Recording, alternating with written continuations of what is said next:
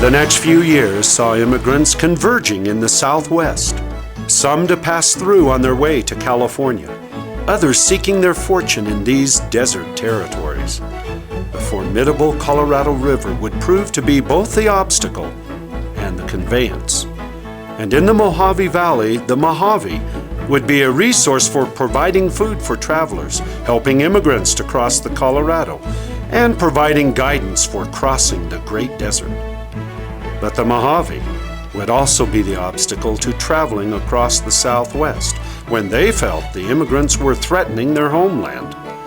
But obstacle or not, there would soon be trails, roads, rails, and steamboats through this country.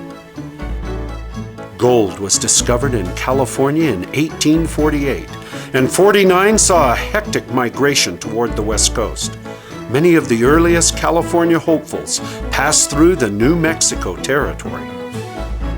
The Colorado River was an obstacle to westward travel here in the Southwest. You could not ford this river.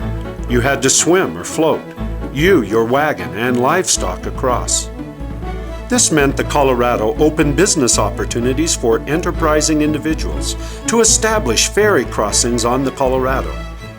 The Southern Overland Trail crossed the Colorado at Colorado City, what is now called Yuma. The first ferry was built there in 1850.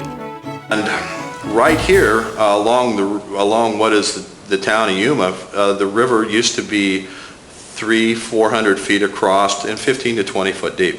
Then once it makes that the end of its east-west journey at Pilot Knob, it's still a deep river, but it's wide. It can be 400 or 500, it can be 1,000 feet wide over that way, because just the way the terrain is, it starts to flatten out quite a bit.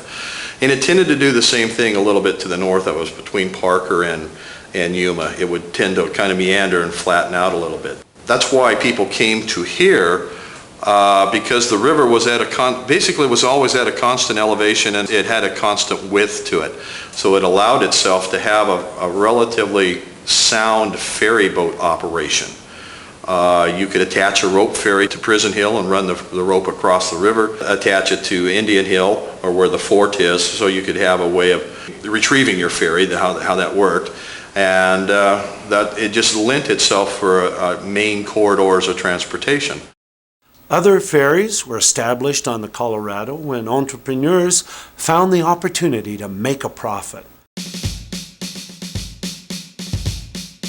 The Southern Overland Trail had been built by Colonel Philip St. George Cook and the Mormon Battalion during the war with Mexico. This route ran from Santa Fe, New Mexico to San Diego by way of southern Arizona. When people started from the east out to the west, they could get to St. Louis, Missouri fairly easy. And in St. Louis, Missouri, you have a choice. If you want to go to California or to Washington or to Oregon, you have a choice at St. Louis, Missouri. You can either go kind of a northern way, which is the Oregon Trail, or you can go the southern way, which is the southern route. The problem with the Oregon Trail is that it takes you across the Rocky Mountains and also takes you across the Sierra Nevadas. So you have to plan when you leave St. Louis, Missouri, so you don't run into snow in the Rocky Mountains, or you don't break down in between the Rockies and the Sierra Nevadas, because that's basically Great Basin Desert up there. That's all as bit as inhospitable as Sonoran Desert is down here. So you have to plan your time that you want to leave, very closely there, because you only have a very narrow window of opportunity there. Figuring it takes 180 days by a wagon train, somewhere in there. So you have to figure out where you want to go and plan very good. If you take this southern route, you only have to deal with the southern portion of the Rocky Mountains, where the winters are, yes, it does snow down there. They're not quite as severe as they are in the northern part of the Rocky Mountains. And once you get out of that Santa Fe area in there, it's pretty much all weather route down here. Granted, it's hot, but you're still following the Gila River. So you still have forage for your animals most of the time, and you still are not that far away from a source of water. Water is the most important thing in a desert. You could travel the southern route all year round, basically. And that's what made this southern route, this 32nd parallel route, most important.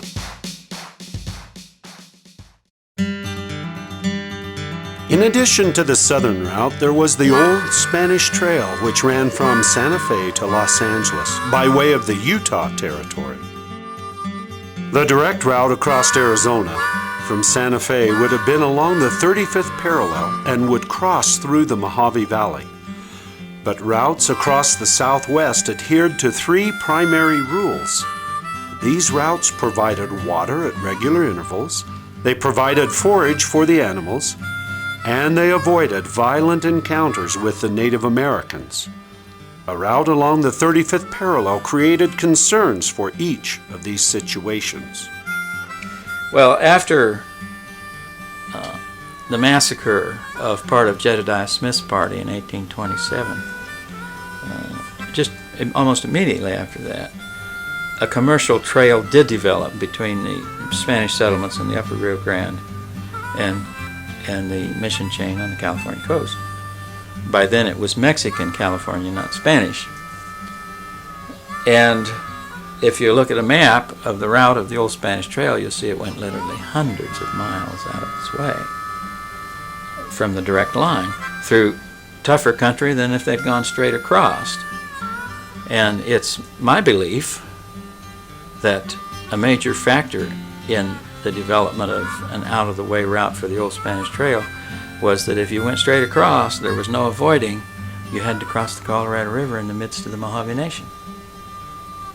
So there you're going to be with somewhere between 2,000 and 3,000 Indians that had massacred part of Jedediah Smith's party a few years earlier, and there wasn't anybody could put together a party strong enough to do that.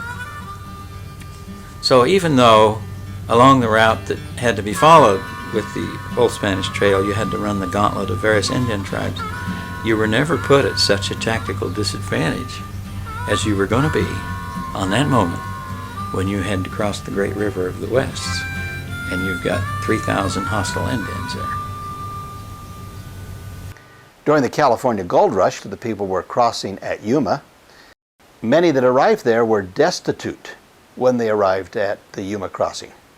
And the Army officers that were stationed there to oversee that crossing helped a lot of people survive. People arrived at Yuma Crossing having run out of food 2 days before, and it was the Army that ensured that those folks survived and were able to move on into California. The Native Americans in the area were aware of the increased traffic that was happening there. The Yumas living in that area were extremely aware of the increased traffic and the additional people crossing at the Yuma Crossing. But the Mohave, north of Yuma, were also very familiar with the situation that was happening. They had a communication system that worked well for them. They were aware of activities that happened within their own region. They were also aware of activities that happened among tribes in neighboring areas to them, including they were familiar with the Yuma and communicated commonly with the Yuma.